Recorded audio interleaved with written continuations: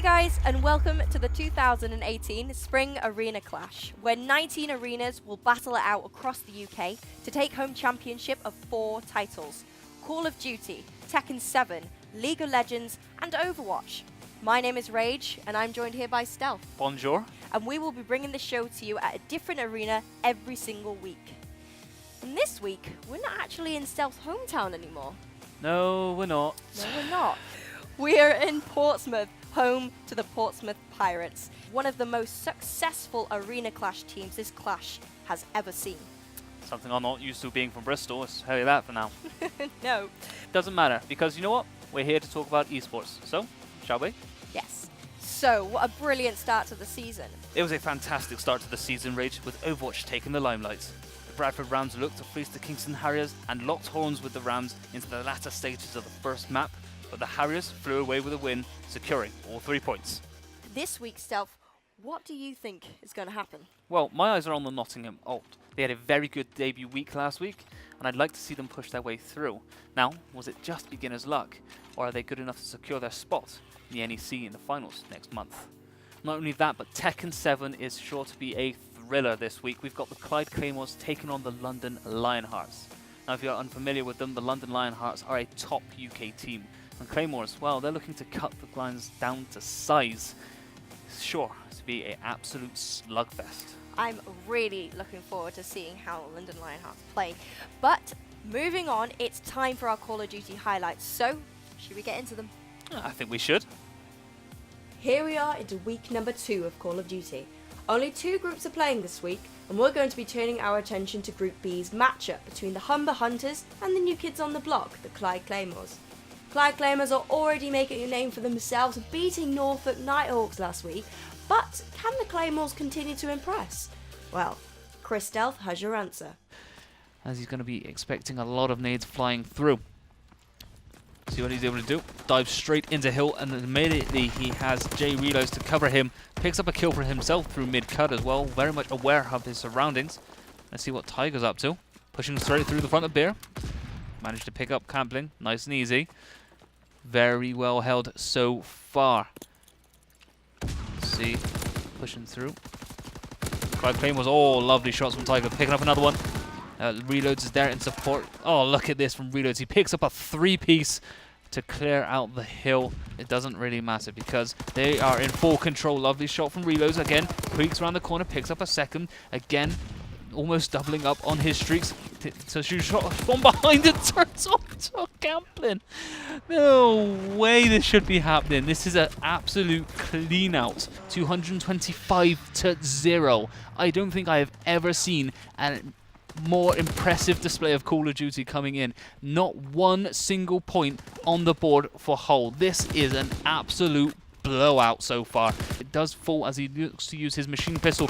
2 ahead of him. In comes the first. The second does fall. It's Kizzy and Tiger again picking up the pieces. 5 seconds remain. There's no one near the hill. If they just hop into this one, it's going to be over very, very shortly. Goodbye, Hull. And that is map number 1. Claymores absolutely devastated their opposition in the first hard point. In the first search and destroy, it was evident early on that Claymores had no intention of giving Hunters an easy ride. Bomb is going down on A, and Diosis is able to pick that up nice and easy. Have a look on that mini-map as well. You've got 2 players inside of mid. Look at Tiger though. He's in a great position to be able to pick up anyone pushing out through there. And it's down to Herbalist in a 1 versus 4 with only 8 seconds after on the clock to even get anywhere near to defusing this. He's not going to have the time. He's able to pick up 1, however, but yeah, time is not on his side. He'll get taken out from behind, and Claymores take a 2nd round victory. Herbalist, your bomb carrier, looking to push his way through. The only player on his team with a kill so far. He will fall immediately. Bomb is in a less than favourable position, and I believe the Claymores know exactly where this is. He's going to come up against 1 player any second through the bottom of Granny's. No, he's gone high, so he's managed to escape, but he hasn't checked his right hand side. Sees them in the end, does get shut down with a double beat down. This could be the very final round of Search and Destroy for this best of 3 series, if they're able to push their way through onto the bomb site, which they're able to do. The Claymores just solidify their position on that B-bomb site and just give it all up, because they just were spotted and wiped out clean. 6-0 to the Claymores. Another devastating round for the Humber Hunters. Claymores were in the groove moving into the next hard point. Clean slate now, time to make up for past mistakes, and let's see what they're able to do. This is very much the same sort of story as we saw coming in from map number 1, because there's not much that the opposition can do in these sorts of positions. They are just getting outplayed and outmaneuvered right now. I like this play coming in from Multi Assassin, pushing his way through the back. He's not able to get the spawns, however, and he will fall. DJs is picking up a 2-piece inside hill. Lovely shots from him. There's going to be one more contesting him. That's going to be Herbalist. He managed to stun up the 2 players at the back, but still gets shut down. He has the streaks from his teammate. Shots coming in. Wavy shots coming in from Camplings. He's not able to connect at all with Tiger, and that will be map number 1 in even more convincing fashion. 9 points to the Humber Hunters and 250 to the Clyde Claymores. Moving into the last search and destroy, Hunters need to bring something special to the table. Hull did not learn from their mistakes. They have pushed in way too slowly and given up so much time and space to the Claymores that they're able to slice and dice their way through them. You can tell the Claymores have favoured this B-bomb site every single time they've attacked. Straight away, DJ Usis with the bomb will now go in straight away using the streaks, but that is it. 2 seconds, 1 second, goodbye. Hull have been deleted in this best of 3. So it's impossible to pick a play of the game this week with such a dominating performance coming in from the Claymores. Commiserations to Hull, but really there's not much more you can say other than the fact that Reloads has to be the MVP, coming in as a substitute and really putting in a shift. In Group A, York Vikings claimed their second win this season, this time against the Season 2 Call of Duty champions, the Manchester Swarm. Not the start Manchester were hoping for. Bradford Rams secured their first win this season against the Kingston Harriers, who now sit at the bottom of the table. The Claymores are currently kings of Group B. Their win against the Hunters was brutal but impressive. And Tyneside Guardians got to a great start to the season, beating out the London Lionhearts. So, next up is Overwatch. Call of Duty might be your game stealth, but Overwatch is mine. Oh, well, to be fair, I do actually quite enjoy Overwatch, especially when it's being casted by the warm tones of John Allen. John Allen. Overwatch this week sees action from just Groups A and B. As we are in Portsmouth this week, it only seems right that we cover the Pirates versus the Guardians match. This is the first season for Portsmouth without Jokers, who is the most decorated Pirates player, having won League of Legends twice and Overwatch on his first season. It will be interesting to see how Portsmouth do without him. Let's head straight into the action with our own resident Barry White, John Allen. Junkrat up on high. Immediately the Portsmouth team going to be sneaking all the way underneath him. I don't think he's even noticed. Here go the squad as they roll on through. They're going to start to push on through. Urulu is waiting in the wings, choosing when to dash in. And it's going to be now, it seems. The Zarya bubble around him, and he dives straight onto the Bastion, and he goes down with a flick of the wrist. It's going to be the Mercy to follow as well. Straight onto the Orisa. They're going to turn their attention to the Junkrat, and he's not long for this world either. The dash comes through. Here comes Reinhardt as well to follow, and that is a clean take for Portsmouth Pirates. No more to say on that one, I'm afraid. That is an absolute devastating performance on the first point. Welcome to the second map between the Portsmouth Pirates and the Tyneside Guardians. Already 30% on the point. They've managed to rebuff a second push. And again, Portsmouth looking very strong. Orisa just being able to back up the rest of the team, taking out the Moira carry. Harry pinning them into spawn. There goes another kill, the whole hog finding two. And they are absolutely trapped in their spawn room at the moment, it seems. Can't take a step out. He has the Dragon Blade available. They're going to try and push him, actually a double push, but the dash straight on through. He's going to be trying to find the kill onto the Lucio, turns it around, dashes straight on back, looks for the Winston, but instead has to fall on back. So no picks coming through For Tyneside, the headshot onto Lucio as he drops down. There goes the Junkrat to follow. Drop the beat indeed, as it seems like they're dropping the beatings down onto the Tyneside Guardians. Portsmouth waiting for the overtime to tick down. They're trying to contest the point, but here it goes. The mech is gone. The Mini Diva gone. Overtime is gone as well. And into the pit in celebration. Portsmouth fall on down, and that is going to be a clean 2-0 victory coming out in the series for Portsmouth. I want to focus on the positioning from Urulu on the Bastion as they held on that first point on Horizon Lunar Colony. You can see they push on through. That pickoff on Lucio early is really crucial because they are going to be without that healing source as they push on through. But you can see Bastion has backed up all the way to the back of the site here as they start to push on through. The Moira shield's going down, but the amount of body between Urulu and the other team is just absolutely insane. You can see he's just shutting it down. He's able to keep everyone zoned away, and then he just pops the tank form and is able to absolutely decimate through the entire team. Not a single scratch going onto him before he jumps onto the fight, and I think only he did damage to himself in that fight. So a fantastic position coming out from Urulu. So, upset for Nottingham ult as Colchester Centurions return in style, showing exactly why they're last season's champions. Smugglers have secured their first win this season, pushing the Lionhearts down to join the MK Enigmas at the bottom of Group A. Portsmouth start their campaign to regain their crown by beating the Guardians. The Saints and the Vikings, however, proved to be just too good for each other, with their game ending in a tie. Well, as you can see, we are in the Portsmouth Arena this week. Last time we were here, Portsmouth managed to retain their League of Legends title, but tragically lost their Overwatch title. Rage is down with Catchup to talk about last season's heartbreaking loss and what's ahead for them this season. Thank you very much, Stealth. And yes, I'm with Padshak, who plays in the Overwatch team for Portsmouth Pirates. You just got done doing your Overwatch match tonight, didn't you? Yes, yeah. Cool. And how'd that go? I went pretty well. Feel like practice paid off. Good, good. Right, so for those who have been watching the previous arena clashes, they'll know that Portsmouth Pirates, you guys held 2 trophies, one for League of Legends and one for Overwatch at the same time. Yeah. Last season, you lost the Overwatch trophy to Colchester. How did you feel about that when you did lose it? It was pretty crushing. We went in a bit too heavy. Yeah, so how are you going to overcome that this time? How are you going to get that trophy back into the Portsmouth Pirates? A lot of practice, a lot of teamwork. We've been practicing every single day as an actual 6-man group. Last season we barely practiced at all, and we went in a bit head-heavy. And hopefully with the meta changes coming in, work around that.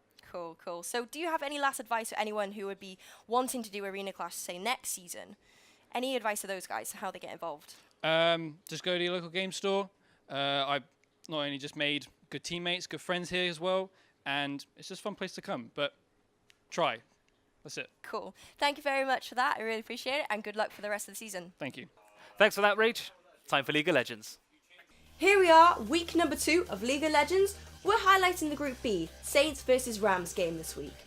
This is Bradford's first arena clash, and unfortunately they have started with a loss against Colchester. Let's see if they can turn it around. Cardiff, however, are no pushovers, having finished second every single season in the League of Legends since its first season. With Cardiff's returning players of Tommy M, Loch Ness and Golden Blader, Cardiff have a strong team that could finally bring the Saints some silverware. Hit Rain will be your caster. Golden Blader's gone forward, found the key strike, found the broken wings. He's got the knock-up, and the aftershock damage is there. Fantastic trade for him, but Kybit is looking for a gank in the mid. The stretching strike to land onto Kiddo, and he's landed down the stun. A flash over with stun for the face clap. An auto attack comes through, and that will be the 4th kill to the Cardiff Saints. Hold the phone, there's a shockwave going down. Kybit with the stretching strikes is now using the legs bounce. The Seeing Red is going to start to pick up kills on the back end of the fight. We also got Kiddo trying to take a 1v1 as Ori Chalcon with a passive tries to land a little bit more damage. And now Sun with face clap needs to be careful. St. David gets steering charged onto, and the Bellows Breath is on him. Pillar of Flame is there, and it's a double man knock off from Kybit. He's got the searing charge, he's got the damage, and Rattleford will fall. It's a double kill onto St. David, and Seeing Red is looking for Bluaki as he will get picked up at the Cloud Drake. That was an impressive play coming through from the Cardiff Saints. Looking for the engage. Actually, he's going to be able to find it as he gets the Let's Bounce back. A Wing Slash goes through 4 into a 2-man Shockwave, and that will be everyone falling apart. 3 members left, but They just lost the fight super hard to the Cardiff Saints. The inhibitor goes down, and at 20 minutes on the clock, Cardiff look to close the game out. Golden Bladder is going forward in the Call of the Forge Gods here. Now we're seeing the stun connects on the other side of the field, but Dryden is still standing forward. Turret number 1 goes down, and the Searing Charge doesn't connect. Some with face caps taking tower shot after tower shot, meaning the shutdown for Dryden is there. Kybit trying to keep this going, but Seeing Red will shut him down, and it is only 2 who remain the bot lane for Bradford as the Nexus falls at 21 minutes. The Saints dominated the first half of League of Legends with an impressive 21-minute win into the second half, and it's clear the Rams want revenge. Here comes Draddlefoot though, he's got that counter strike, and St. Damian's looking to interrupt with the tornado, can't quite make it connect, and Ori Chalcon answers back for first blood. He gets revenge from game 1. Golden Bladder steps forward, looking for the Gnar, has been silenced up. The gravitational field and the wallop is there. There's the Gnar into the wall. Shockwave onto 4 members by Kiddo. Now we've got the Featherstorm coming through. It's a 1-for-1 trade, and Kiddo's forced to flash. Counter-strike doesn't quite connect for Draddleford as the Death Ray's coming through. Blacky's trying to find an opening. He's put the wall up. Kiddo is somehow alive, and it's a 1-for-2. It's a 2-for-1 in favour of Bradford. It's already on about 50% HP, and Cardiff just suddenly got full control of this game.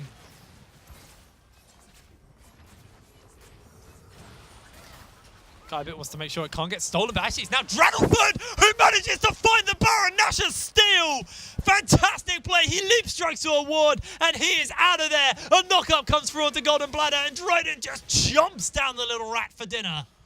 Golden Bladder is stepping forward. Dryden's half health already as the Chaos Storm's there. It's already 1-for-1. Shockwave lands onto 2. We've seen Ori Chalcon trying to get some damage down onto some with Face Club, but it's all about Draddleford, who manages to shut down Seeing Red. Now they're looking like the fight's going in their favour. Ace in the hole comes down, but Golden Bladder is getting the stun, is getting the damage. I don't know if he can stay alive though. It's a triple kill onto Dradford on the Jax. Elder Drake's going to go down here, 3,000 health, and Draddleford, I don't think is going to be able to steal this one away.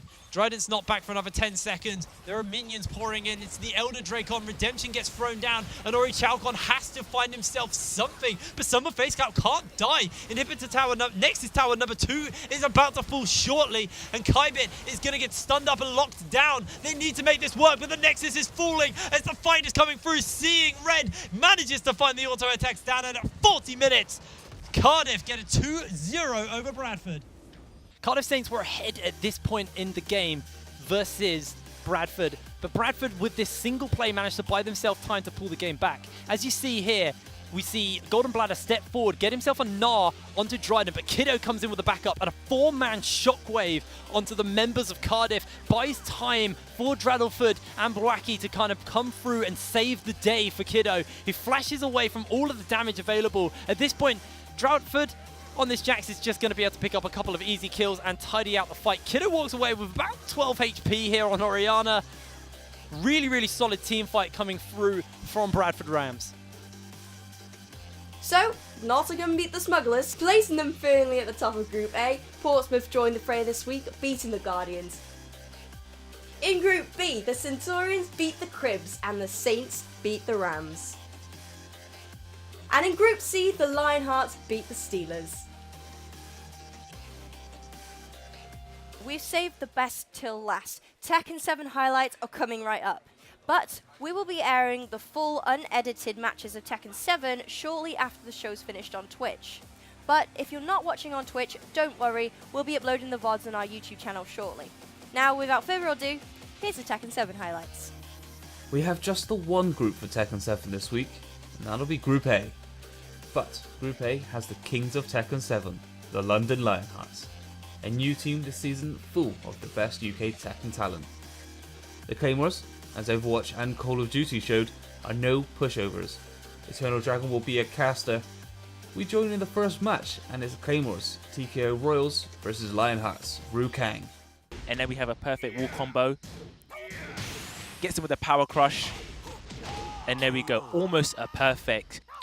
Ru Kang's got his back against the wall. He has to try and sidestep or possibly go for the throw. And there we go, power crush again. There we go for the sweet bang. But excellent punish from TKD. And it goes for the power charge and excellent wall carry. But got a bit greedy. He should have just let it run. But with that turn of momentum, Rukang is still in it, and he's on rage. And he gets him with the down. Wow. He's going down to the wire. TKD is on rage. One more mix-up. Plus frames. Oh, and TKD takes it. Gets him with the burning knuckle, and now he's got the Starburst, and Starburst gives Claudio extra damage, and he access to better low attacks. Oh, but nice punish from the Phantom, and this will take it. One more hit, and he gets him with a flying knee. Doesn't actually go for the third hit. That string has a third hit, but he didn't commit because he didn't think he actually gonna hit. He missed out on a lot of damage there. Just peppering with the jabs, gets him with the command throw, not broke from the Phantom, and gets him with the low. Right, side switch now. Phantom back to the wall, but it gets him with the back throw, and that will take it. Back throws do a lot of damage. Oh, gets hit in the back, gets him with the throw. One more mix-up is going to take it, and it goes low, and Jishin Tensei takes it. Jumps over the low. Life about even now. 35 seconds left. Phantom gets a next combo, and he gets a delay on the hit there. Now he's got Starburst again. Oh, catches him with the screw, but unfortunately, because it was side, it messed up his combo. One more mix-up, and the Phantom takes it up forward 4. Very good match. Just seeing what he's doing. Excellent low parry there. Gets him caught with a sweep. Plus frames, yeah. Gets with a launch, and this will go downstairs. Will he take it to the wall? Gets a screw attack. Lily has an excellent wall carry, and gets him with the sweep there as well. Gets him with the restand. Excellent wall carry there. Wall damage. That is punishable. Yes, that is punishable. Rukang is not having any offense. Just wanted to get out of danger. Gets with the wall splat. Does a nice side step to readjust so the full combo works out in the open. Interrupts a power crush with a throw there as well. Marvelous thing is on rage. Plus frames. Rukang takes it. 50% now. Rukang stops the down jab. Goes for the low. Playing a bit more tentative now. All to play for. And he gets to the throw. And the throw is not broken. And this is going to take him to the wall. Doesn't get the full combo there. Get out spring kick. And Rukang is going for safe mids. Just poking out. He's on rage. The low gets blocked. And unfortunately, Marvel Singh does not take it. He went risky. I understand why he did it. When you've got rage, you're trying to go for the big damage. Rukang maintains composure, backed off, waited for the low, blocked it, and that was launch punishable, and that was it. Well played to both of them. Rukang played so well to come back. Marvel Sling just went off the bat with straight offense and really just threw him off his game. Very well played to both of them. As expected, the Lionhearts beat the Claymores, but the matches were so tightly contested, it could have gone either way. Can the mighty Lionhearts be toppled? In our other match, the MK Enigmas beat the Teesside Steelers. Are the Enigmas the ones to dethrone the Kings? What an awesome way to end this week. And next week, we're going to be in the Cardiff Saints arena. Stealth, do you think you're going to be wearing the Cardiff Saints colours? Hell no. Well, don't forget, you can keep an eye on all the Arena Clash information by following our social media sites. You can also catch up on the VODs on the below websites. And if you need any more information about Arena Clash, check out our website. But that's it from me. Thank you very much for joining me, Stealth. It's alright, I suppose. And thank you guys for watching. We'll catch you all next week.